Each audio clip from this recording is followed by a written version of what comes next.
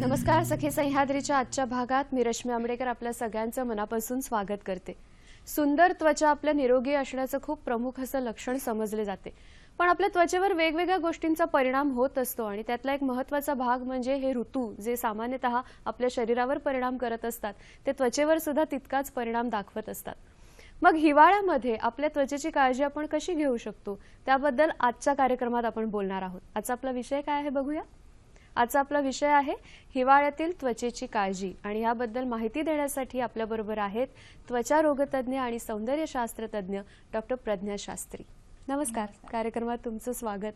आणि डॉक्टर शास्त्री आपल्याला याबद्दलची सगळी माहिती देणार आहेत। तुमच्या मनात सुद्धा प्रश्न असतील तर आम्हाला जरूर फोन करा। त्यासाठी आपले दूरध्वनी क्रमांक आहेत 24908050 24988050 आणि 022 एसटीडी कोड आहे। मुंबई बाहेरून जी मंडळी फोन कॉल्स करणार आहेत त्यांच्यासाठी आणि मोबाईलहून जी मंडळी कॉन्टॅक्ट करणार आहेत त्यांच्यासाठी। प्रश्न नेमके आजच्या विषयाशी संदर्भात जर विचारलेत हिवाळ्यातील त्वचेची काळजी तर आपली चर्चा अधिकाधिक रंगत जाईल। आणि प्रश्न विचारताना आपल्या टीव्हीचा आवाज पूर्ण बंद ठेवूया म्हणजे तुमचा आवाज इथपर्यंत छान पद्धतीने पोहोचेल।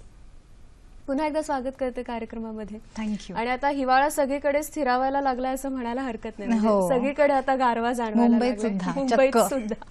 तर मुळात आधी आपण त्वचेची काळजी जेव्हा म्हणतो आहोत तेव्हा आधी आपल्या स्किनचा लेअर कसा असतो, त्वचेचा एक आपण जर लेअर बघितला तर त्याच्याबद्दलची माहिती आधी सांगा। एक तर सर्वात महत्त्वाची माहिती ही की the skin is the largest organ of the body, म्हणजे सर्वात मोठं अवयव आहे शरीराचं आणि त्याचे 3 थर असतात। आता तुम्ही जर स्लाइड बघितलीत ना, एक स्लाइड ओपन करून ठेवली आहे मी आणि त्या स्लाइड मध्ये वरचा एक थर आहे ज्याला आपण एपिडर्मिस म्हणतो, मधला एक थर आहे ज्याला आपण डर्मिस म्हणतो आणि सगळ्यात खाली एक आहे जो फॅटचा थर असतो, जे पिवळं दिसतं आहे ते का? हां, ते करेक्ट। आणि जे सर्वात वरचा जो थर आहे जो असा क्रीम रंगाचा दिसतोय तो खरं आपल्याला दिसतो, म्हणजे जो आपण आपल्याला एक कॅरेक्टर देतं, रंग देतं, तो थर हा थर आहे। आणि डर्मिस मधला जो थर आहे त्यात सगळे रक्तवाहिन्या असतात, केस असतात, आपले स्वेट ग्लँड्स ज्याच्यामधनं आपण स्वेट करतो ते ग्लँड्स असतात। सगळ्यात मोठा भाग आहे, करेक्ट, सगळ्यात मोठा भाग आहे आणि ज्याच्यामुळे आपल्याला एक बाउन्सीनेस आणि ते एक सपलनेस असतो ना चेहऱ्यात तो मिळतो, निरोगीपणा। करेक्ट। तर तो थर आणि सर्वात खाली फॅट असे 3 थर असतात बेसिकली। आणि सर्वात जास्त वेअर अँड टेअर म्हणजे ज्याचा एन्व्हायरमेंटचा जो सर्वात जास्त परिणाम होतो तो एपिडर्मिसवर होत असतो, जो सर्वात वरचा थर जो दिसतो। आणि त्या थरात मग बदल झाल्यानंतर मग हिवाळ्यातील मग प्रॉब्लेम्स त्वचेची सुरू होतात। सो असा एक तो हे आहे। सहसा डर्मिसच्या लेवलला आपल्याला फार कमी दिसतात, ऋतूचे परिणाम तिथे कमी दिसतात। हां, करेक्ट, युजली। पण अगदीच जर तुम्हाला आजारच असेल, कोणताही त्वचा रोग असेल तर मग त्याच्यात मग पण बदल दिसू शकतात। पण सर्वसामान्यरित्या epidermis is what is affected, जो वरचा थर असतो, वरचा थर। मग हिवाळ्यामध्ये असे कोणते बदल घडत असतात की ज्याचा थेट परिणाम ह्या वरच्या थरावर त्वचेचा होत असतो? एक तर एपिडर्मिस मध्ये एक नॅचरल मॉइश्चरायझिंग फॅक्टर असतं, it is called the NMF, जे नॅचरली असतं, ज्याला आपण आपला नॅचरल तेलाचा थर म्हणतो, तो कमी होतो मुळात। आणि खरं तर गंमत अशी आहे की जी एपिडर्मिस मधले जे सेल्स असतात जे खरं तर दे आर डेड, तेच बनवत असतात NMF। अच्छा, हां। आणि मग कसं होतं की NMF आपला जेव्हा NMFचा थर व्यवस्थित असतो तेव्हा ते एन्व्हायरमेंट मधलं ह्युमिडिटी, एन्व्हायरमेंट मध्ये पाणी जे असतं ते शोषून घेतं आणि म्हणून आपली स्किन सॉफ्ट आणि सपल राहते। NMFचा थर कमी झाला की मग खडबडीत होते त्वचा, मग रुक्ष दिसायला लागते, एकदम त्याची इलॅस्टिसिटी जाते, म्हणजे जे आपण घट्ट खेचल्यासारखं वाटायला लागतं आणि पूर्ण डल होते, डार्क होते। खूप जण मला येऊन म्हणतात क्लिनिकमध्ये, मला ना अचानक मी काळा किंवा डार्क दिसायला लागलोय किंवा लागलीये। त्याचं कारण मुळात हे असतं की सगळं ड्राय झालं असल्यामुळे लाईट रिफ्लेक्ट होत नाही आणि म्हणून डार्कनेस जास्त दिसतो। पण तो तुम्ही म्हणताय तसं की स्किनच्या वरच्या भागामध्ये जो आहे एपिडर्मिस, करेक्ट, त्याच्यामुळे जास्त करेक्ट त्याच्यामुळे त्याच्यावर उपाय होऊ शकतात आणि जसजसा ऋतू बदलतो तसं पुन्हा आपली स्किन बॅक टू नॉर्मल अशी होऊ शकते। बऱ्याचदा आपल्याला हे सगळे परिणाम दिसतात म्हणून आपण खूप पॅनिक होतो। करेक्ट, खरं तर तो ऋतू आपण स्वीकारला पाहिजे, नाही का? ट्रू।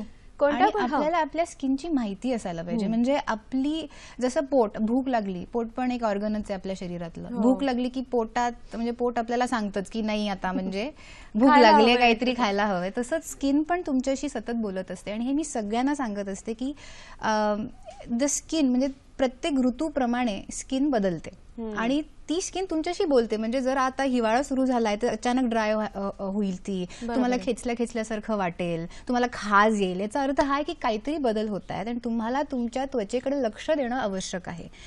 एकदा तुम्हाला तुमच्या त्वचेची भाषा, तुमच्या त्वचेची भाषा कळली की मग यू कॅन ऍक्च्युली रिस्पॉन्ड. मग त्याला तुम्ही उत्तर देऊ शकता आणि without going to a doctor also तुम्हाला घरगुती आणि घरी बसल्या बसल्या उपाय तुम्हाला मिळू शकतात. आणि ऍक्च्युली जेव्हा ऋतूमध्ये बदल व्हायला सुरुवात होते, म्हणजे आता स्किन कोरडी पडायला आपल्याकडे लगेच नोव्हेंबर डिसेंबर मध्ये नाही तर ऑक्टोबर पासूनच ती प्रोसेस सुरू होते. तर तुम्ही जे म्हणताय ते तेव्हापासूनच ऐकलं. एक्झॅक्टली, कारण तेव्हाच असे फार छोटे बदल असतात ते. खरं तर दे आर नॉट इव्हन की माय गॉड एकदमच अहोरात्र माझी स्किनच फाटली आणि त्यातनं रक्त यायला लागलं, असं होत नाही. ते ग्रॅज्युअल प्रोसेस असते, एकानंतर एक होत जाते. तुम्ही जर जी प्रोसेस ओळखली, ती प्रक्रिया ओळखली आणि तिथे थांबवली, आणि ते खरं खूप सोपं आहे. म्हणजे पण लोक काय करतात, ते प्रोसेस दुर्लक्ष करतात.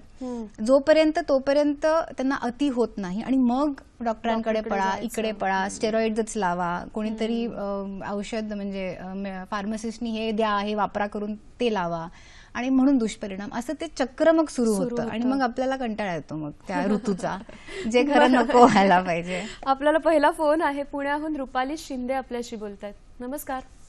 हा नमस्कार मॅडम, पुण्यावरून बोलतो, रुपाली शिंदे. बोला. माझा असा प्रश्न, आपण जे वॅक्स करतो तो हिवाळ्यामध्ये उपयुक्त असतं का केस आपल्या जे त्वचेसाठी, का त्वचा कोरडी पडते ती? त्याच्यासाठी काय म्हणाला? वॅक्स. हॅलो, आय थिंक ते विचारत होते वॅक्सनी काय होतं का. वॅक्स गरम असतं आणि खूप साधं उदाहरण मी असं देईन की जेव्हा आपण तेलकट भांडं धुवायचा प्रयत्न करतो घरातलं, तेव्हा आपण गरम पाणी वापरतो, म्हणजे ते तेलाचा थर निघून ते भांडं पातेलं स्वच्छ होतं. तसंच स्किनचं पण आहे. म्हणजे तुम्ही जर हॉट वॅक्स लावलात तर बेसिक नॅचरल मॉइश्चरायझिंग लेअर जातो आणि जेव्हा तुम्ही ते ऍक्शन करता वॅक्सिंगची, तेव्हा मग एकतर तो नॅचरल मॉइश्चरायझिंग फॅक्टरचा थर जातोच, शिवाय तुम्ही त्या मेकॅनिकल प्रेशरमुळे तुमच्या स्किनला इजा होते. ते दिसत नाही पण ती इजा होते. आणि नंतर म्हणजे 1 किंवा 2 दिवसानंतर त्यात मग तुम्हाला खाज किंवा रुक्षपणा दिसू लागतो. आता अर्थात हे सगळ्यांबरोबर होत नाही. मी आधी पण म्हणाली आहे की तुमची त्वचा तुमच्याशी बोलते. वॅक्सिंग करू नका असं मी म्हणणार नाही, अगदी करा, पण जरा बघा काय होतंय वॅक्सिंग केल्यानंतर. कारण मी वॅक्सिंग आज केलं आणि जर रश्मीने आज वॅक्सिंग केलं म्हणजे आमचं रिॲक्शन तेच असेल असं नाही. तर तुम्ही तो प्रयत्न करून बघितलात आणि बघितलं काय होतं आणि त्या हिशोबाने मग ठरवलं करायचं की नाही वॅक्सिंग, तुम्ही ठरवू शकता. अगदी बेसिक प्रश्न मी विचारते आपल्याला की आपल्या त्वचेचा टाईप कोणता आहे, ते कसं ओळखायचं? हा खूप गमतीशीर प्रश्न आहे, कारण आता आपण हिवाळ्यातील त्वचा त्यावर बोलतोय, पण खरं सांगायचं तर 3 टाइप्स असतात, ड्राय, ऑइली आणि मिक्स्ड. पण it is all कॅरेक्टराइज्ड based on the type of the skin on your face. अच्छा. हा, पण असं जर बघितलं ना की ऑइली स्किन जर आपण बघितली, जर माझी स्किन आज ऑइली असेल तर माझ्या शरीराची स्किन हिवाळ्यात एवढी ऑइली होत नाही.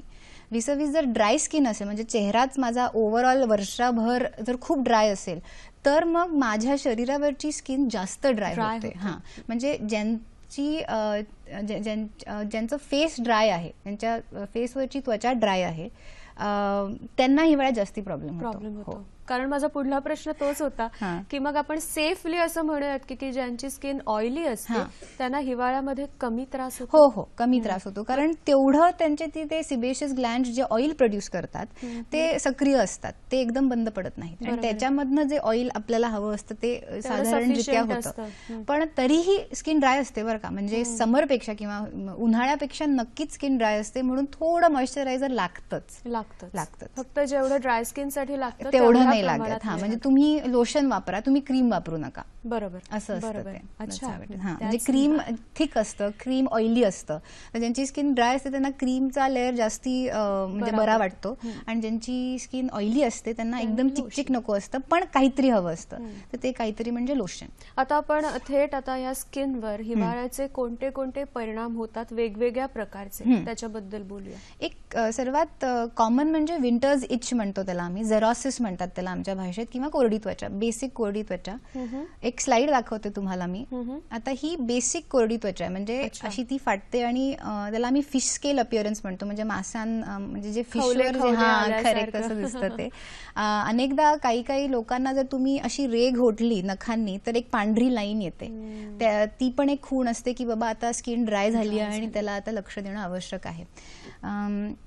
अजून एक आहे, अजून एक स्लाइड आहे. दिस इज सिव्हिअर झेरॉसिस. हे म्हणजे एक पाऊल पुढे, अजून पुढे. करेक्ट. मग आता इथे म्हणजे इथपर्यंत वाट बघायचीच नाही. जसं आपल्याला कळतंय की नाही आता आपल्याला अशी आधीचा पिक्चर दिसायला लागलाय, तेव्हाच आपण खरं काळजी घेतलेली बरी. So this is basic skin problem which is xerosis. त्यानंतर मग एक्झिमा होतो त्याचा, म्हणजे आपण जर लक्ष दिलं नाही मग त्यात खाज सुटते, आणि मग ते खाज सुटून मग त्यातनं इसप तयार होतो, त्याला आपण झेरॉटिक एक्झिमा म्हणतो. तोही खरं पूर्णपणे ट्रीटेबल आहे, पण तिथपर्यंत जाऊच नाही आपण, म्हणून हा शो करतो. करेक्ट.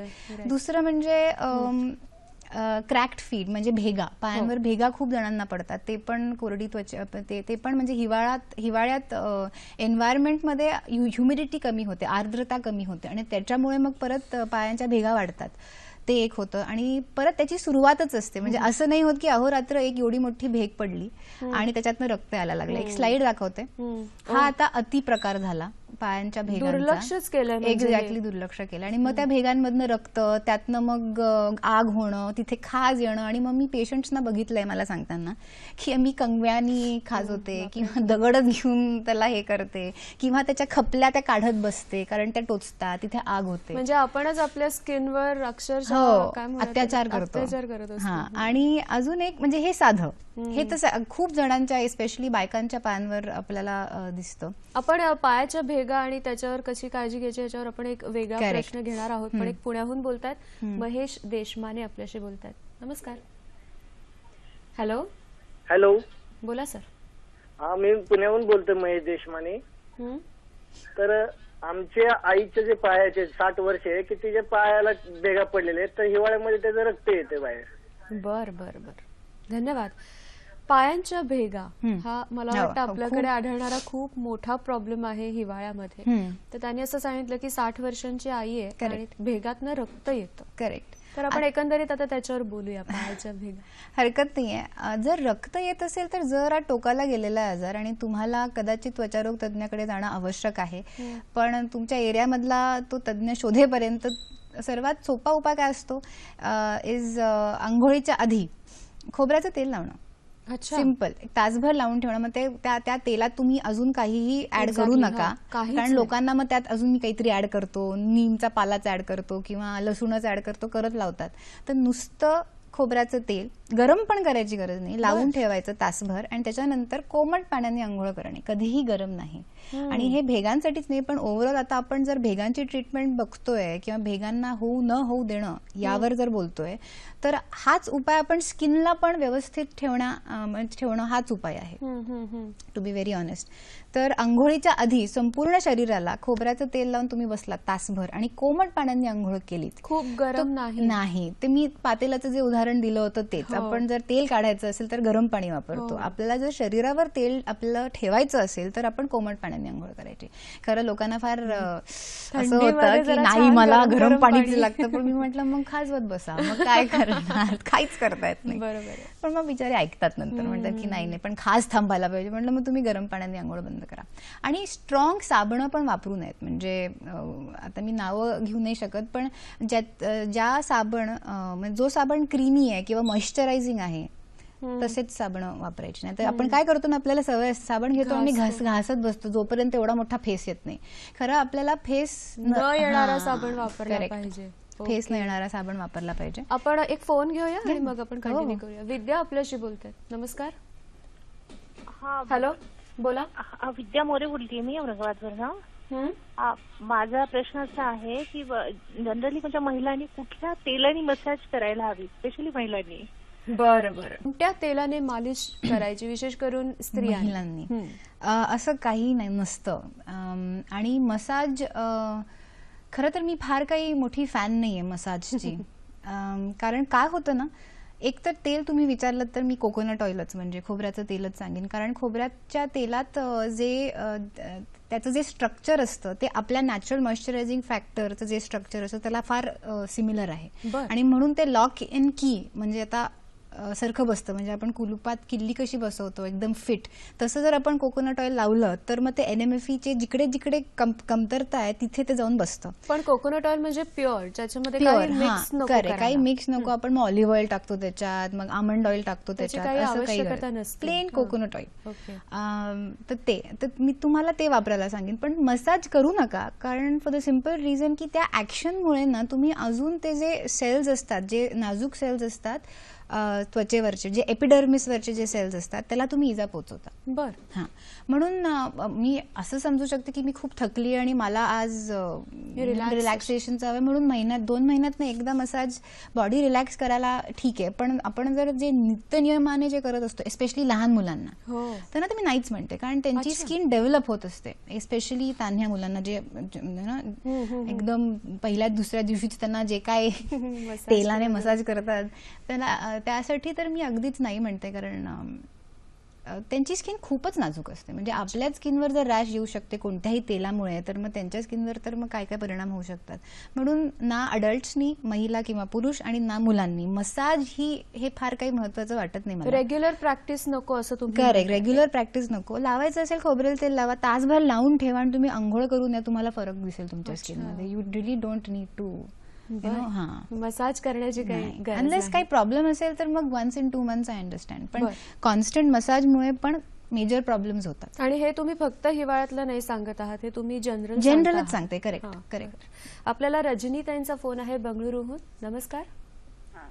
बोला. हॅलो, बोला मॅडम. नमस्कार, मी बँगलोरहून रजनी पडवणकर बोलते. बोला. तुम्हाला दोघींनाही नमस्कार.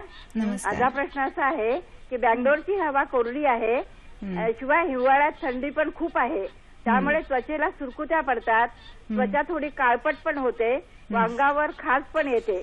त्यामुळे याच्यावर घरगुती उपाय सांगा. धन्यवाद. थँक्यू. भौगोलिक परिस्थिती जशी बदलते तसा हा कोरडेपणा सुद्धा बदलत जातो. तसे मुंबईचे लोक फार लकी आहेत, त्या मानाने लकी आहेत, कारण इतका प्रॉब्लेम होत नाही. पण दुसरे डर्मेटॉलॉजिस्टशी जेव्हा मी बोलते दुसऱ्या गावांमधले, तेव्हा ते असे हैराण असतात की अरे एवढे वाढलेत, कारण ह्युमिडिटीच नसते ना, आणि अजून कोरडं सगळं झालेलं असतं. तर साधं म्हणजे जसं वय वाढतं तसं ऑब्व्हियसली NMF कमी होतो आपोआपच. आणि जेव्हा हिवाळा येतो तेव्हा पण ह्युमिडिटी कमी झाल्यामुळे अजून ते होतं जास्त. आता तुम्ही मला म्हणाल की परत तेच सांगते ही डॉक्टर, पण घरगुती उपाय हाच की एकतर आंघोळीच्या आधी तासभर 2 तास खोबऱ्याचं तेल लावा, कोमट पाण्याने आंघोळ करा आणि साबण बदला. जर तुमचा साबण जो तो खूप फेस निर्माण करणारा साबण असेल तर तो पहिले बंद करा. जर त्यावरही तुम्हाला वाटत नसेल की उपाय होतोय तर मी तर तुम्हाला हा पण सल्ला देईन की 2-3 दिवसांनी एकदा आंघोळ करा. अच्छा, हा पण एक लोकांमध्ये एक सायकोलॉजिकल ऍस्पेक्ट आहे की नाही मला रोज आंघोळ करणं आवश्यक आहे. पण गंमत सांगते, युरोपियन कंट्रीज म्हणजे जिथे खूप थंडी असते, जिथे म्हणजे बर्फ असतो, तिथे डॉक्टर्स ऍक्च्युली सल्ला देतात की तुम्ही आंघोळ करू नका 3-3 दिवस. गरज नसते. तुम्ही वाटल्यास तुमचे प्रायव्हेट पार्ट्स आणि अंडर आर्म्स साफ करा साबणाने, जे गरजेचं असतं, कारण तिथे सतत घाम येत असतो. पण अदरवाईज तुम्हाला जर स्किनला खाज येत असेल आणि ती ओढल्यासारखी वाटत असेल आणि ती रुक्ष झाली असेल तर तुमची स्किन बोलतीये तुम्हाला, ती सांगतेय तुम्हाला की करू नका आंघोळ. करेक्ट. कारण ज्यांची स्किन खूप कोरडी असते ते जेव्हा आंघोळ करून येतात ना तेव्हा एक साधारण अर्धा तास बरे असतात की तेव्हा, कारण पाणी झालेलं असतं. पण ते खरं खोटं मॉइश्चरायझिंग असते. इट इज नॉट खरं मॉइश्चरायझिंग. अर्ध्या 1 तासानंतर जी तुमची त्वचा होते ना ती तुमची खरी त्वचा. तर ते ओळखायला जरा शिकलत ना तर तुम्हाला कळेल की आता आंघोळ करायची गरज आहे की नाही. खूपदा नसते. मुळात ना आपण तरी आपल्याकडे करतो. आता तेवढा वेळच आपण देत हो, नाही हो. की त्वचा बघायला. बोलते म्हणजे काय करते Correct, किंवा correct. आपल्याला कसं सांगत असते ती की हे केलं पाहिजे, इतक्या ते केलं जाहिराती झाल्यात ना, मी कारण पण सांगते याचं, इतक्या जाहिराती झाल्यात आणि ते असं दर्शवतात की बाबा एक क्रीम सगळ्यांना उपयोगाचं Instant results. आहे, इन्स्टंट रिझल्ट आहेत, एक क्रीम सगळ्या स्किनला चांगलं आहे, किंवा एक साबण सगळ्यांनाच गोरं करेल, एक साबण सगळ्यांनाच मुलायम ठेवेल, जे शक्य नाही, जे पॉसिबलच नाहीये. बरोबर आहे. प्रत्येकाची स्किन वेगळी, प्रत्येक जण वेगळा, आणि म्हणून त्याच्यावर परिणाम त्या क्रीमचा, त्या साबणचा वेगळाच असणार. तुम्हालाच तो स्टडी करावा लागणार की तुम्हाला कोणतं प्रोडक्ट सर्वात सूट करतंय, नाही करत आहे, आणि त्या हिशोबाने. आणि हे प्रोडक्ट आपलं मोसमाप्रमाणे बदलतं हो. अगदीच. बरोबर आहे. म्हणजे मला जर एक ABC साबण हिवाळ्यात उपयुक्त असेल तर मला तोच साबण कदाचित Summer मध्ये नाही चालणार. मला चिकचिक करेल, तो मला मग बरोबर कदाचित आहे. बदलावा लागेल. बरोबर आहे. असं तुम्हालाच अभ्यास करावा लागतो. खोबरेल तेलाचं जे मगाशी तुम्ही सांगितलं तर ते ऑइली स्किन टाईपला सुद्धा तुम्ही करू शकता की त्यावेळेला त्यांनी तेल कमी घ्यायचं की त्यांना गरजच नसते? मी सांगितल्याप्रमाणे तुम्हाला ना ग्रेड करावा लागतो. म्हणजे आता मला जर माझी स्किन ऑइली आहे खरं, पण माझ्या हातापायची पण ड्राय होते, पण मला रोज खरं कोकोनट ऑइल लावायची गरज लागत नाही. पण जर घरी मला विचारलं तर घरी आमच्याकडे वयस्कर लोक आहेत, त्यांना रोज लागतो, कारण त्यांची स्किन एकदम ड्राय आहे. मग तसं मी ऍडजस्ट करते, मला रोज लावायची गरज नाहीये. मला जर रोज लावायचं असेल तर मी थोडंच लावीन, फार लावणार नाही. असं आपल्यालाच ग्रेड करावं लागतं की आपली किती स्किन ड्राय आहे. 1 आणि 10च्या मध्ये त्याला आम्ही व्हिज्युअल अॅनालॉग स्केल असं म्हणतो, आणि आम्ही पेशंटलाच आम्हीच विचारतो की तुम्हीच सांगा की 1 आणि 10च्या मध्ये तुमची स्किन किती ड्राय आहे. मग ते म्हणाले 7-8 आहे, म्हणजे 70-80% जर ड्राय असेल तर हाय आहे ते, मग तुम्ही रोज वापरा. आणि काय होतं ना गंमत, रोज वापरल्यानंतर हा जो स्केल आहे ना कमी येतो. अच्छा. म्हणजे जर आता आज 8 असेल तर ते एक साधारण 10-15 दिवसांनी तो 4-5च असेल. मग तुम्ही काय करणार, मग तुम्ही आठवड्यात 2 वेळा 3 वेळा लावा. असं तुम्हालाच कमी जास्त करता येतं खरं, आणि you don't need a dermatologist for it. बरोबर. खोबरेल तेल तुम्ही म्हणताय, पण आपल्याकडे काही जण असे असतात की बदामाचं तेल लावतात, काही जण आहेत की ते तिळाचं तेल सुद्धा छान आहे असं म्हणतात. तिळाचं तेल तर अजिबात लावू नये, कारण तिळाचं तेल, कॅस्टर ऑइल, हे ना कॅम्फर, म्हणजे कॅम्फरचे जे पदार्थ असतात त्यांनी ना खूप इरिटेट होते, तेव्हा ते एक कूलनेस क्रिएट करतं. जेव्हा आपण हे तेल लावतो ना, हे सगळे तेल लावतो, तेव्हा ते इट क्रिएट्स अ व्हेरी काय म्हणतात, थंडगार इफेक्ट क्रिएट करतं ते, पण that is a false effect. परत एक फसवा इफेक्ट आहे, आणि तात्पुरतंच असतं ते. नंतर मग अर्ध्या-1 तासाने आपल्याला जाणवतं की अरे माझं वाढायला लागलंय, मी एवढं तेल लावतोय किंवा लावतीये आणि तरीही मला फरक पडत नाहीये, माझं का वाढतंय. मग आपण अजून लावतो. मग ते एक चक्र सुरू होतं. म्हणून तिळाचं तेल लावू नये. मी स्वतः बदामाचं तेल वापरलेलं आहे, ऑलिव्ह ऑइल वापरलेलं आहे, आणि कोकोनट ऑइल, असे 3 ऑइल्स मी वापरलेले आहेत. आणि मला हेच दिसून आलंय की कोकोनट ऑइलनी जे मॉइश्चरायझिंग होतं ते कशानेच होत नाही. कुठेतरी असं आपण म्हणू शकतो का की ज्या गोष्टी जिथे पिकतात त्याचा सुद्धा आपल्या शरीरावर परिणाम होत असतो. आपल्याकडे कोकोनट प्रोडक्ट जास्त किंवा आपली स्किन त्याच्याशी कुठेतरी मॅच होत असेल असं म्हणता येईल, अगदी म्हणता येईल. पण to be honest, coconut oil मध्ये जो तो फॅटी ऍसिड आहे, एक फॅटी ऍसिड आहे त्याच्यात, आणि जो बरोबर आपल्या स्किनवर जाऊन बसतो एक्झॅक्टली, आणि तो फिक्स राहतो तिथे. आणि आय सपोज आपण सगळेच ह्युमन्स म्हणून जर म्हणजे एकच असल्यामुळे इतका नसावा फरक पडत. बरोबर. But to be honest, European countries मध्ये कोकोनट ऑइल नाहीच आहे, म्हणजे ते वापरतच नाही.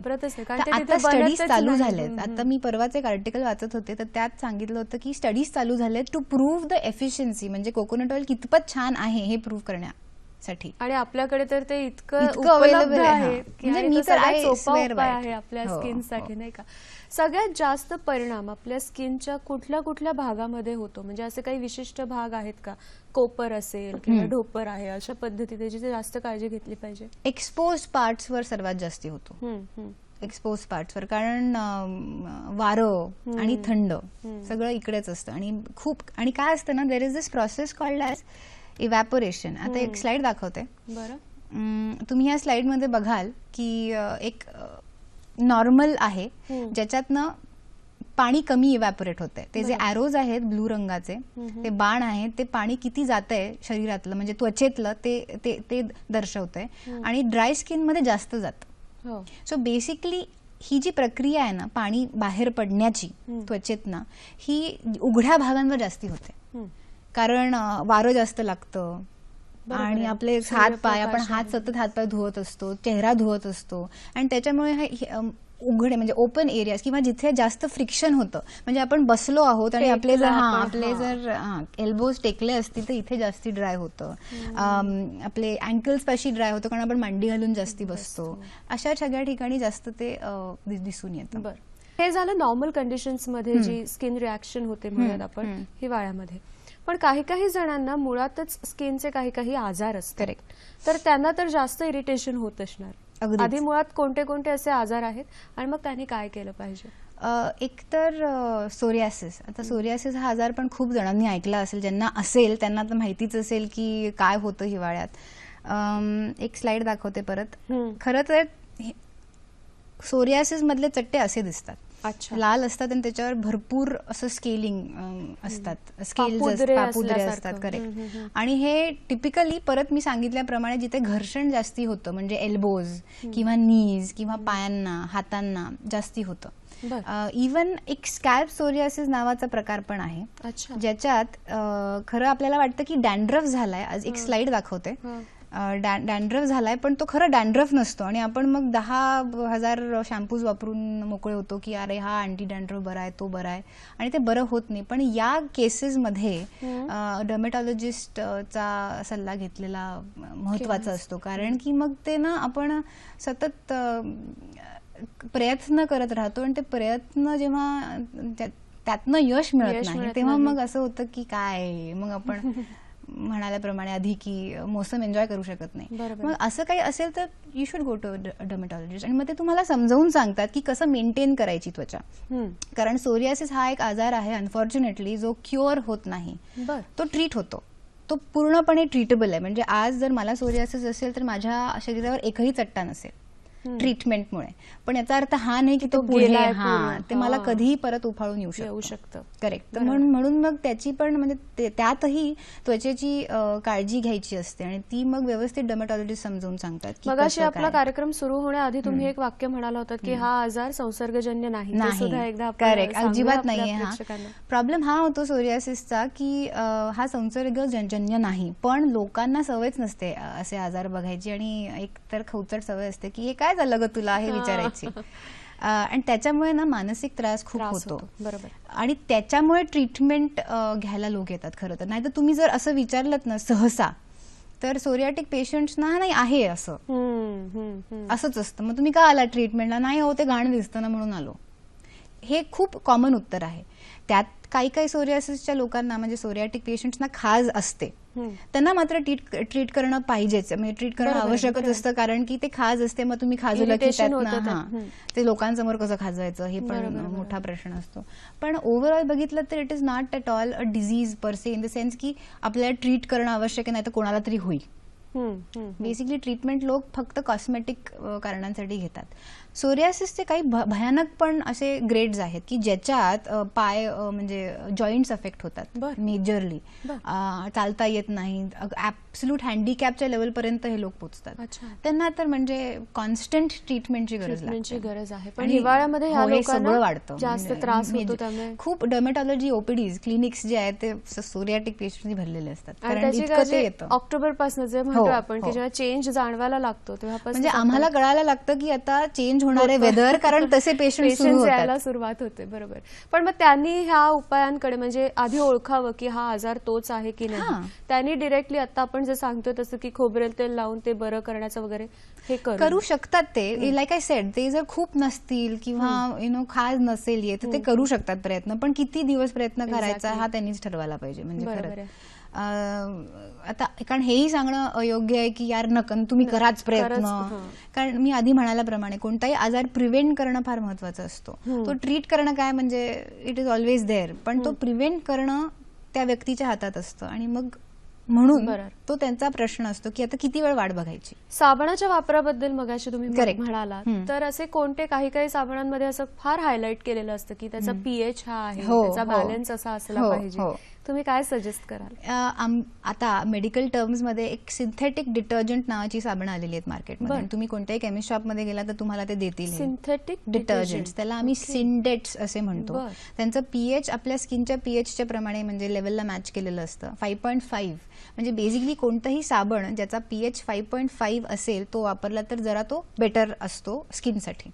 तर तुम्ही कोणत्याही फार्मसीच्या दुकानात गेलात आणि म्हणालात मला सिंडेट हवा आहे किंवा सिंथेटिक डिटर्जंट ज्याचा पीएच 5.5 आहे, ते सहसा देतात तुम्हाला. असे साबणं, अशी साबणं या दिवसांमध्ये किंवा कधीही फक्त प्रॉब्लेम या साबणांचा हा होतो की ना ती लवकर संपतात. बरोबर आहे. कारण हा फॅक्ट आहे. म्हणजे जे सोप्स खूप फेस निर्माण करतात तर ते खूप दिवस टिकतात कारण ते कमी लागतात. करेक्ट. कारण ते फेस झाला की आपण अरे करेक्ट, पण मग ते जास्त दिवस चालतात. पण सिंथेटिक डिटर्जंट पटापटा संपतात कारण आपण ते खूप वापरतो, फेस येत नाही म्हणून. नाही, तसं नाही, कारण ते तेवढं लागतं. अच्छा, you need that much. Otherwise, when you're using a common soap, you are actually using the same amount, rather smaller amounts, but the jhag is so much, and they have chemicals which make the soap last longer. बरोबर आहे. अच्छा, So the chemicals also. आणि हे साबण आपल्याला लवकर संपतात, एवढी फक्त एक काळजी घ्या. करेक्ट. मग ते अनेक पेशंट्स कंप्लेंट करतात, ओ मॅडम संपला साबण, आता काय मग परत घ्या. सगळ्यात जास्त परिणाम हिवाळ्यातला म्हणजे त्वचेची जर काळजी घ्यायची म्हटली तर कोणत्या एज ग्रुपला सगळ्यात जास्त परिणाम त्याचा जाणवतो? 2 एज ग्रुप्स आहेत मुख्यतः. एक तर लहान मुलं ज्यांना एटोपिक डर्मेटायटिस असतो. एटोपिक डर्मेटायटिस इज इसपचाच प्रकार असतो आणि जो लहान मुलांमध्ये जास्त दिसतो आणि जसं जसं ते मूल वाढत जातं तसं तसं ते मूल त्यातनं बाहेर येतं. एटोपिक डर्मेटायटिस म्हणजे मुलांमध्ये जास्त हा त्रास होतो आणि एकदम वयस्कर लोकांमध्ये, कारण वयोमानापरत्वे त्यांचं ते NMF कमी झालेलं असतं आणि म्हणून मुळातच आतनं मॉइश्चरायझिंग नसल्यामुळे त्यांना पण विंटरचा प्रॉब्लेम म्हणजे विंटर इच जो म्हणतो आपण त्याचा प्रॉब्लेम जास्त दिसून येतो. असे 2 वयोगट आहेत ज्यांची जास्ती काळजी घ्यावी लागते खरं. आसावरी आपल्याशी बोलतात. आसावरी देशपांडे, नमस्कार. हो, हॅलो. प्रश्न मला विचारायचा होता की थंडीमध्ये ना मला स्किन ड्राय खूप पडते, की थंडीत मला स्किन खूप ड्राय पडते आणि तेल लावलं अंगाला की नंतर काय होतं की कुठल्या वस्तूला हात लावला किंवा कोणाला हात लावला की असा एक करंट बसतो. तर ते कशामुळे असं होतं? म्हणजे बऱ्याच वेळा थंडीतच मला असा त्रास होतो. बऱ्याचदा आपल्याला केस विंचरताना पण हा अनुभव येतो. This is physics. I am very bad at physics. But एक एवढं सांगेन की स्टॅटिक इलेक्ट्रिसिटी निर्माण होते आणि खरं ती होते. आता म्हणजे to avoid it, I wouldn't know how to tell you to avoid it. पण तुमच्याकडे फार प्लास्टिकच्या गोष्टी आहेत का? म्हणजे तुम्ही प्लास्टिक चेअर जास्त बसता का? टेबल प्लास्टिकचा आहे का हे बघा. कारण युजली जेव्हा आपण प्लास्टिकच्या गोष्टींवर हात फिरवतो किंवा तिथे बसतो तेव्हा उठल्यानंतर आपण कोणाला हात लावला की पटकन shock. It is called static electricity. तर याचा खरं तर तुमच्या त्वचेशी असा फार संबंध नाही, तो एक फिजिक्सचा भाग आहे. आणि तुम्ही जरा प्लास्टिकच्या गोष्टींवर जर बसत असाल म्हणजे ते अवॉइड केलं तर मला वाटतं करून बघा तसं होईल. कारण तेलाचं आणि मग तेल लावल्यानंतर मग असं होतं असं सहसा इट हॅज नो परसे रिलेशन. कंगवा आपले बऱ्याच व्यवस्थित नॅचरल फायबर्सचे पण कंगवे येतात ज्याच्यात आपण वाईल्ड बोर रानडुक्करचे केस वापरले जातात. त्यांच्यातनं कधीच कोणत्याही मोसमात स्टॅटिक इलेक्ट्रिसिटी निर्माण होत नाही. पण तेच जर सिंथेटिक असतील ना त्याच्यातनं मग ते असे केस एक्झॅक्टली ते होतं अगदीच. त्यामुळे प्लास्टिकचं आपण थोडंसं अवॉइड केलं. आजच्या खरं आपण म्हणतोय तसं की तेल किंवा स्किनची काय काळजी घ्यायची याच्याशी याचा काही संबंध नाहीये. ती एक आपण म्हणूयात बॉडीची रिॲक्शन आहे. येस असं माझं मत आहे. त्यामुळे मॅडमने सांगितलं तसं की प्लास्टिक पासून थोडं दूर राहिलं तर कदाचित करून बघा. जर म्हणजे दिस इज माय सजेशन. हे काम करेलच. I don't know. पायाच्या भेगांबद्दल मगाशी तुम्ही एक गोष्ट सांगत होतात की तेल तर आहेच पण त्याबरोबरीने पेट्रोलियम जेली सुद्धा आपण वापरू शकतो. अगदी. त्याच्याबद्दल काय सांगा? भेगा अवॉइड करण्याकरता एकतर ज्या बायका सतत पाण्यात काम करत असतात, भांडी धुणं, कपडे धुणं, तर मी हे म्हणणार नाही करू नका कारण त्याशिवाय पर्याय नाहीये. पण पाट असतो ना, पाटावर बसून करा ज्याच्यामुळे तुमचे पाय सतत ओले नसतील किंवा तुमच्या पायांना डिटर्जंटच्या पाण्याचा स्पर्श होणार नाही. अशी जर तुम्ही जरा काळजी घेतली तर ते भेगांचं प्रमाण कमी होतं. एक दुसरी गोष्ट, काही जणांना फार वेळा जाऊन प्रत्येक वेळेस बाहेर न आले की पाय धुवायची सवय असते. खरं गरज नसते त्याची, कारण एकदा आंघोळीच्या वेळेस तुम्ही जे पाय धुतले आणि फार तर फार संध्याकाळी एकदा झोपण्याआधी पाय धुतले तर इनफ असतं. कारण आपण सतत बुटांमध्ये असतो, चपला असतात, आपण अनवाणी काय बाहेर चालायला जात नाही. पूर्वीच्या काळात तसं होतं म्हणून ते प्रत्येक वेळेस घरी आल्यानंतर पाय धुवत असायचे, पण आता त्याची गरज नाही. ते केलं तर त्यांनी पण भेगा कमी होतात. घरी चपला घालून फिरायची सवय करा, कारण डायरेक्ट फरशीवर पाय ठेवल्यानंतर पण फरशीतली धूळ कधी कधी ना मॉइश्चरायझिंग सगळं सोक करून घेते आणि मग त्याच्यामुळे परत मग ड्राय होण्याची शक्यता जास्ती असू शकते. मोजे वापरतात काही लोक, तर ते पण चांगलं आहे का? मोजे ना, हा एक्झॅक्टली. तुम्ही आणि मोजे तिथे मी येतच होते. एक तर हे 3 गोष्टी करायला पाहिजे. चौथी गोष्ट म्हणजे आंघोळीच्या आधी तेल लावणं, आणि रात्री झोपताना ना तुम्ही पेट्रोलियम जेली घ्या साधा, किंवा मॉइश्चरायझर कोणताही चांगला नॉन फ्रेग्रन्स, म्हणजे ज्याला सुगंध फार नाही, जो कॉस्मेटिक फार नाही असा मॉइश्चरायझर वापरा, लावून ठेवा. आणि त्याच्यावर साधा सरळ सोपा उपाय, प्लास्टिक बॅग चढवा. अच्छा. आता याच्यावर पण खूप मला पेशंट्स हसतात, माझ्यावर तोंडावरच हसतात. म्हटलं काय मॅडम काय बोलताय तुम्ही?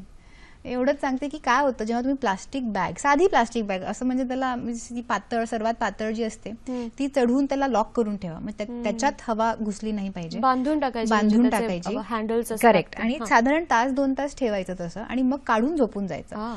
काय होतं, प्लास्टिक जेव्हा तुम्ही अंगाला लावता तेव्हा प्लास्टिक आणि स्किनच्या मध्ये ना घाम तयार होतो.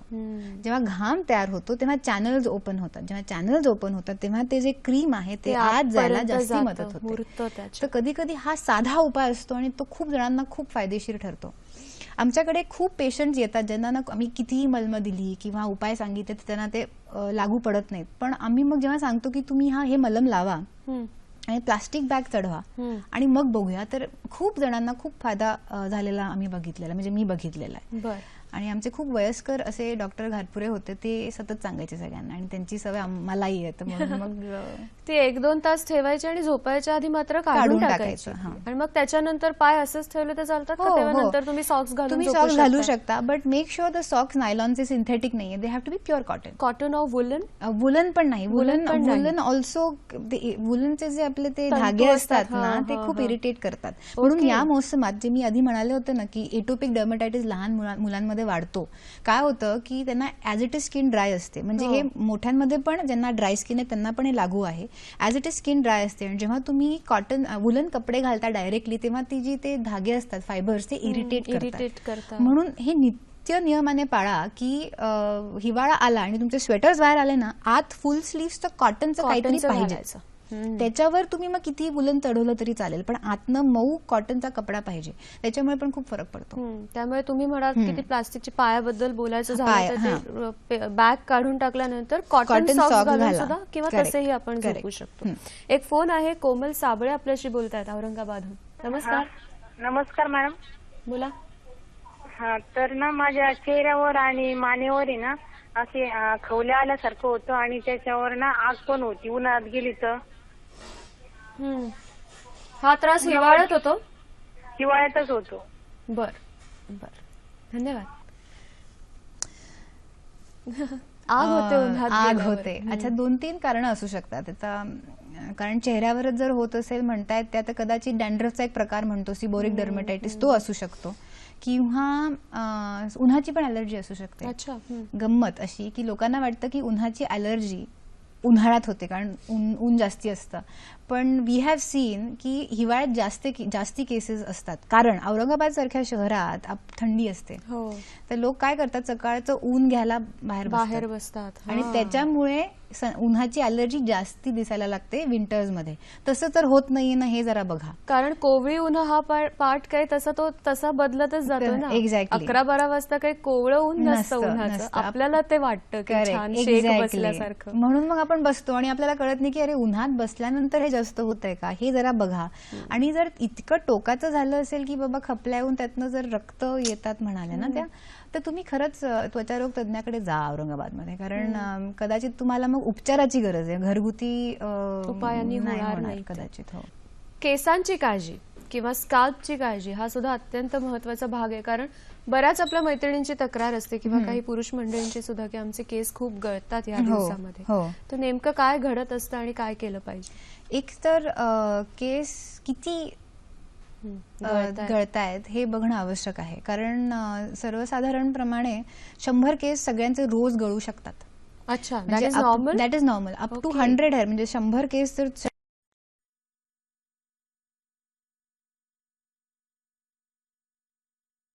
जर असेल तर मग डॉक्टरांकडेच जाणं खरं गरजेचं आहे. एक दुसरी गोष्ट, मग खूप जण मला विचारतात केस कसे मोजायचे. म्हणलं मोजायचे, आपण हात जेव्हा विंचरतो किंवा हातात केसातनं हात फिरवतो, 4 केस आले 4 केस मोजायचे, फेकून द्यायचे. परत गळले दिसले तर मग ते परत ऍड करायचे आणि फेकून द्यायचे. तर हे खरंच सिंपल उपाय आहे. तर ते मोजा आधी किती होतात. आणि दुसरी गोष्ट असं की देर आर शेडिंग सीझन्स, म्हणजे बायकांचे शेडिंग सीझन्स असतात जिकडे केस गळतात आणि ते पॅथॉलॉजिकल नसतं. It is called as hair shedding, it is not called as hair fall. तर म्हणून हे खूप महत्वाचं आहे की हेअर शेडिंग सीझन मध्ये तर नाही आहात ना तुमच्या. आणि हे आपल्याला सायक्लिकल कळतं. म्हणजे आता यावर्षी जर माझ्या हिवाळ्यात केस खूप जात असतील तर पुढच्या वर्षी पण हिवाळ्यातच जात आहेत का, हे जरा आपण जरा बघितलं ना मग आपल्याला अंदाज येतो की हो, की हा सीझन आहे माझ्या पावसाळ्यात जातात किंवा हिवाळ्यात जातात, असं ते करत आपल्याला ठरवता येतं. चेंजनुसार काही काही स्त्रियांचे गळतात आणि ते आपण जर लक्ष दिलं तर आपल्याला कळू शकतं. 100च्या वर असतील तर मग तुम्ही उपचार घेणं फार गरजेचं. नाहीतर मग ते मी घरगुती उपाय देऊन उपयोग नसतो, कारण ते पॅथॉलॉजिकल आहे. मग ते का 100च्या वर गळतायत हे खरं डॉक्टरांकडे जाऊन डॉक्टर डायग्नोसिस करतो आणि मग त्या हिशोबाने आपण ट्रीटमेंट देतो. कारण सगळ्यांचा हेअरफॉल सारखा असतोच असं नाही. आणि जे टीव्हीवर दाखवतात ना, हे तेल वापरलं की तुमचा हेअरफॉल कमी होईल किंवा हे शॅम्पू वापरलं तर ते कमी होईल, हे सगळं खोटं आहे. असं काही नसतं. आणि तुम्हाला म्हणून उपचार घेणं आवश्यक असतं. या दिवसामध्ये काही विशेष काळजी घ्यायची असते का? जसं आपण स्किनचं म्हटलं की स्किन आपल्याशी बोलते आणि ते आपल्याला सांगत असते की आता एक रेघ मारली तर कोरडेपणा आलाय तर आपण त्याला काहीतरी केलं पाहिजे. तसं केसांचं किंवा स्काल्पचं आपण करू शकतो का? काय खूप डल होतात, ते ड्राय होतात आणि त्या मगाशी फोन आला होता आपल्या स्टॅटिक इलेक्ट्रिसिटी, ते व्हायला लागतं. दॅट मीन्स तुमचे केस ड्राय झालेत. अगेन तुम्ही कदाचित मग यूज अ माइल्डर शॅम्पू, म्हणजे जे परत फेस फार क्रिएट करणार नाही असा शॅम्पू वापरावा. मग कंडिशनर व्यवस्थित लावून ठेवा. आणि इथे पण कंडिशनर मॉइश्चरायझिंग वापरावं. म्हणजे जरा जास्त ग्रीसी असेल आणि ते पण फक्त केसांच्या खाली म्हणजे कानाखाली जेवढे केस पडतात त्याच केसांवर लावणं आवश्यक आहे. नाहीतर मग ना एकदम असं केस हेवी होतात आणि एकदम, कारण ह्युमिडिटी कमी असते म्हणून एकदम फ्लॅट होतात. मग आपल्याला अरे बाउन्सच नाहीये केसांना असं होतं. मग त्या हिशोबाने शॅम्पूचा कमी जास्त वापर, कंडिशनरचा कमी जास्त वापर, हे तुम्हालाच फॉर्म्युला तुमचा क्रिएट करावा लागतो. आणि हा फॉर्म्युला रोज बदलू शकतो. अच्छा, तुमच्या केसांवर अवलंबून नसतं. एकच एक नाही. जसं तुम्ही मगाशी स्किनचं सांगितलं की 1 to 10 असेल तर आज 8 मग 5, त्याप्रमाणे चेंज करायचं. मी हे सगळ्या पेशंट्सना सांगत असते की we are a branch of science. आम्ही मॅथमॅटिशियन्स नाही. 2+2 4 नसतं आमच्याकडे, कधीच नसतं. म्हणून आम्ही जर तुम्हाला एक गोष्ट सांगत असू तर ते पुढे जाऊन आम्हीच कमी करतो आणि मग तुम्हाला प्रश्न पडतो की अरे कमी कशाला केलं मॅडमनी, हे तर मला चांगलं चालत होतं. पण तीच तर मजा आहे सायन्सची, की आपण अंदाजाप्रमाणे आणि आपल्या अभ्यासाप्रमाणे आपण ते कमी जास्त करून आपणच स्वतःला मेंटेन ठेवू शकतो. म्हणजे केसांना मेंटेन ठेवू शकतो, स्किनला मेंटेन ठेवू शकतो. असं म्हटलं जातं की त्वचा चांगली ठेवण्यासाठी किंवा त्याच्यातलं जे एक मॉइश्चर असतं ते चांगलं ठेवण्यासाठी पाण्याचं प्रमाण शरीरामध्ये योग्य ठेवणं फार गरजेचं असतं. हिवाळ्यामध्ये पाणी कमी प्यायलं जातं. येस. त्याचा शुष्कपणाशी काही संबंध आहे का? तसं डायरेक्ट नाही म्हणणार मी. हे खरं आहे की जे नॅचरल मॉइश्चरायझिंग फॅक्टर असतं त्याला खरं जे सेल्स त्या फॅक्टरला बनवतात त्यांना पाण्याची गरज असते प्रॉपर फंक्शन करायला. म्हणून मी एवढं सांगेन की कमी पाणी जातं खरं, पण याचा अर्थ हा नाही की तुम्ही एवढं पाणी प्या की तुम्हाला 2-2 तासाला जायचंच आहे टॉयलेटला, कारण हिवाळ्यात एनिवे जास्त आपल्याला जावं लागतं. पण ओव्हरऑल साधारण 3 लिटर पर्यंत तुम्ही प्यालात तर तुम्ही ओके असाल. कारण लोकांना काय सवय असते ना, 8-8 लिटर पितात, विच इज अनावश्यक असं मला वाटतं. कारण 8-8 लिटर तुम्ही पित असाल तर तुम्ही किडनीला मदत करताय अजून, म्हणजे कारण एक्स्ट्रा वॉटर तुमचं शरीर घेतच नाही, ते बाहेर फेकून देतं. म्हणून साधारण 3 लिटर पर्यंत जे खरं आपल्याला आपल्या शरीराला गरज असते तेवढं घेतलं तरी परत तुम्ही म्हणताय तसं बेसिक हेच आहे की it is not 2+2 yes, it is never 2+2 in प्रत्येकाला जेवढी गरज असते त्याप्रमाणेच वॉटर इनटेक या दिवसात सुद्धा. एक्झॅक्टली. थोडक्यात जे आपण नेहमीच आपलं खाण्यापिण्याचं शेड्यूल आहे ते मेंटेन ठेवणं, त्याने सुद्धा आपल्या त्वचेवर परिणाम चांगला राहू शकतो. काय सांगाल? Maintaining your diet, sleeping habits and your stress level यांनी पण खूप फरक पडतो. कारण सतत there are constant processes happening, chemical reactions, biochemical reactions होत असतात स्किनमध्ये. आणि हे विसरू नका की स्किन हे एक ऑर्गन आहे, ते फक्त एक पार्ट नाहीये बॉडीचं, आणि it is the largest organ of the body. आपण आपल्या पोटाची, यकृताची काळजी घेतो, फुफ्फुसांची काळजी घेतो, हृदयाची काळजी घेतो, तर आपण स्किनची घेतो, पण ती कशी घेतो? वरवर घेतो. हा आज क्रीम मला, मी ही ऍडव्हर्टाइजमेंट बघितली, मी वापरून बघते, मी ते साबण बघितलं, वापरून बघते. आपण असं करतो. खरं असं नाही करायला पाहिजे. आपण काहीही पदार्थ दिसला का खातो का? नाही खात. नाही ना. कोणीही हे बघ, हे मला अँटीबायोटिक कामी आलं, तू पण घे. आपण अँटीबायोटिक खातो का? तसंच स्किनचं असतं. सर बेसिकली इट इज, तुम्ही तुमच्या स्किन प्रमाणे ठरवा तुम्हाला काय उपयोग. रादर आपण असं म्हणूयात की प्रत्येक ऋतूला पहिला सामोरा जाणारा ऑर्गन हा आपली स्किन आहे. एक्झॅक्टली. आणि त्याच्यामुळेच तुम्हाला तुमचं बेसिक कॅरेक्टर, तुमची पर्सनॅलिटी दिसते. आणि म्हणून तुम्ही जास्त कटाक्षाने लक्ष देणं तिथे जास्त महत्वाचं आहे. शेवटची 2 मिनिटं आहेत. पॉइंटर्स मध्ये तुम्ही काय सांगाल? Dos and don'ts. Dos and don'ts मी म्हणाल्याप्रमाणे माझा जो रामबाण उपाय हा आहे की आंघोळीच्या आधी खोबऱ्याचं तेल, कोमट पाण्याने आंघोळ, साबण ज्याचा pH 5.5च्या आसपास आहे असं. आणि जर असं वाटलं की नाही रोज आंघोळ केल्याने कोरडीच होतीये त्वचा, आठवड्यातनं 2-3 वेळा आंघोळ केली तरीही चालतं, हे विसरू नका. हे बेसिक टिप्स झाले. याच्या उपर जर नाही, अजूनही त्रास होतोच आहे, खाज येतच आहे, तर मग तुम्ही त्वचारोग तज्ञाकडे जाणं आवश्यक आहे. नाहीतर मग त्याचा इसप मध्ये रूपांतर होतो. आणि मग एक आपण जी गोष्ट थांबू शकलो असतो बाबा पहिल्या पायरीवरच, ते मग 10व्या पायरीवर जाऊन थांबवण्यासाठी, परत येण्यासाठी वेळ लागतो. आणि खाज येत असेल तर काही जणांना सवय असते की ती स्किन काढायची, खपल्या काढू नये किंवा कंगवा वापरू नये खाजवण्यासाठी. बरोबर. ह्या गोष्टी करू नये. जर आपण ह्या सगळ्या गोष्टींची काळजी घेतली तर, आणि आधीपासून जेव्हा सिम्पटम्स दिसायला लागतात, listen to your skin is what you need to do. आपली त्वचा काय सांगते ते ऐकलं तर मला वाटतं प्रत्येक ऋतूमध्ये, फक्त हिवाळाच नाही तर प्रत्येक ऋतूमध्ये आपण आपल्या त्वचेची काळजी तितक्याच चांगल्या पद्धतीने घेऊ शकतो आणि त्वचा आपली निरोगी ठेवू शकतो. कारण त्वचा हे सुद्धा एक इंद्रिय आहे, ऑर्गन आहे, जे प्रत्येक ऋतूचा सामना सगळ्यात अगोदर करत असतं. इतक्या कमी वेळामध्ये इतकी छान माहिती सांगितली आपल्याला डॉक्टरांनी. तुमचे खूप मनापासून आभार मानते. आणि खोबरेल तेल तर प्रत्येक घरात उपलब्ध आहे, त्याच्यामुळे हिवाळा सुकर करण्यासाठी सगळ्यात महत्वाचं ते साधन ठरू शकतं. तुम्ही आम्हाला नक्की प्रतिक्रिया सुद्धा तुमच्या देऊ शकता आणि प्रतिक्रिया पोहोचवण्यासाठी माध्यमं सुद्धा आपल्याकडे आहेत. फेसबुक पेज आहे आपलं आणि ईमेल सुद्धा तुम्ही आमच्यापर्यंत नक्की पोहोचवू शकता. आपल्या फेसबुक पेजसाठी तुम्ही www.facebook/sakhisayhadri.dd या पेजला व्हिजिट करा आणि sakhisayhadri@gmail.com आपला मेल आयडी आहे. नव्या विषयासह नव्या कार्यक्रमामध्ये आपण पुन्हा भेटणारच आहोत. आजच्या कार्यक्रमात इथेच थांबतोय. नमस्कार.